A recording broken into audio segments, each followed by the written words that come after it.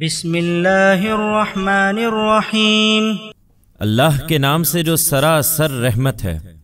جس کی شفقت ابدی ہے۔ یا ایھا الذین آمنوا اوفوا بالعقود احلت لکم بہیمۃ الانعام الا ما یتلی علیکم غیر محل الصید وانتم حرم ان اللہ یحکم ما یرید۔ ایمان والو، اپنے پروردگار سے باندھے ہوئے سب عہد و پیمان پورے کرو۔ تمہارے لیے مویشی کی قسم کے تمام چوپائے حلال ٹھہرائے گئے ہیں، سوائے ان کے جو تمہیں بتائے جا رہے ہیں، لیکن احرام کی حالت میں شکار کو حلال نہ کر لو۔ یہ اللہ کا حکم ہے، اور اللہ جو چاہتا ہے حکم دیتا ہے۔ یا ایھا الذین آمنوا لا تحلوا شعائر اللہ ولا الشہر الحرام ولا الهدي ولا القلائد ولا آمین البیت الحرام يبتغون فضلا من ربهم ورضوانا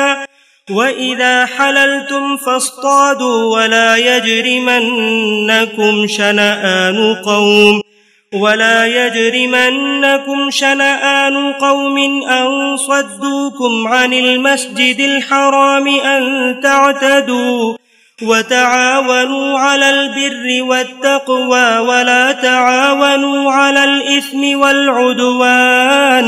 وَاتَّقُوا اللَّهَ إِنَّ اللَّهَ شَدِيدُ الْعِقَابِ۔ ایمان والو، اللہ کے شاعر کی بے حرمتی نہ کرو، نہ حرام مہینوں کی، نہ ہدی کے جانوروں کی، نہ ان میں سے خاص کر ان جانوروں کی جن کے گلے میں نظر کے پٹے بندھے ہوئے ہوں، اور نہ بیت الحرام کے عازمین کی جو اپنے پروردگار کی عنایتوں اور اس کی خوشنودی کی تلاش میں نکلتے ہیں۔ ہاں، جب احرام کی حالت ختم ہو جائے تو شکار کر سکتے ہو۔ تمہارے لیے مسجد حرام کا راستہ کچھ لوگوں نے بند کر دیا تھا، تو ان کے ساتھ اس بنا پر تمہاری دشمنی بھی تمہیں ایسا مشتعل نہ کر دے کہ تم حدود سے تجاوز کرو۔ نہیں، ہر حال میں حدود الہی کے پابند رہو، اور نیکی اور تقوی کے کاموں میں تعاون کرو، مگر حق تلفی اور زیادتی میں تعاون نہ کرو، اور اللہ سے ڈرتے رہو، اس لیے کہ اللہ سخت سزا دینے والا ہے۔ حرمت علیکم المیتۃ والدم ولحم الخنزیر وما اہل لغیر اللہ بہ والمنخنقۃ والموقوذۃ والمتردیۃ والنطیحۃ وما اکل السبع الا ما ذکیتم وما ذبح على النصب وأن تستقسموا بالأزلام ذلكم فسق اليوم يئس الذين كفروا من دينكم فلا تخشوهم واخشون اليوم أكملت لكم دينكم وأتممت عليكم نعمتي ورضيت لكم الإسلام دينا فمن اضطر في مخمصة غير متجانف لإثم فإن الله غفور رحيم۔ تم پر مردار اور خون اور سور کا گوشت اور خدا کے سوا کسی اور کے نام کا ذبیحہ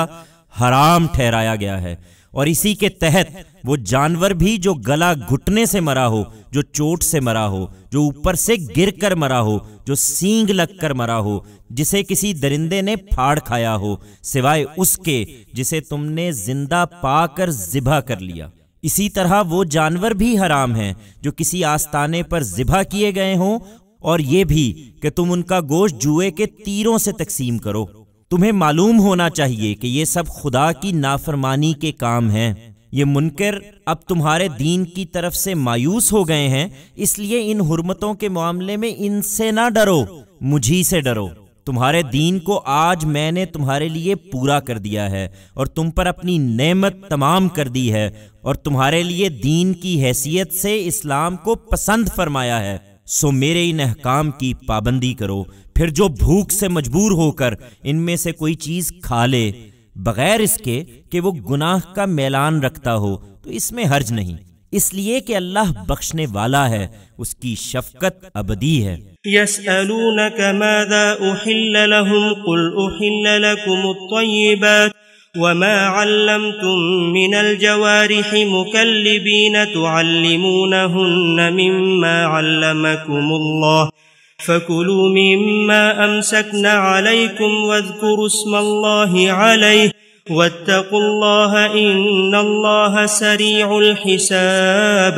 وہ تم سے پوچھتے ہیں کہ ان کے لیے کیا چیز حلال ٹھہرائی گئی ہے، کہہ دو تمام پاکیزہ چیزیں تمہارے لیے حلال ہیں، اور شکاری جانوروں میں سے جن کو تم نے شکار پر دوڑانے کے لیے سدھا لیا ہے، جنہیں تم اس علم میں سے کچھ سکھا کر سدھاتے ہو جو اللہ نے تمہیں سکھایا ہے، ان کا کیا ہوا شکار بھی حلال ہے۔ اس لیے جو وہ تمہارے لیے روک رکھیں اس میں سے کھاؤ، اور جانور کو شکار پر چھوڑنے سے پہلے اس پر اللہ کا نام لے لیا کرو اور اللہ سے ڈرتے رہو،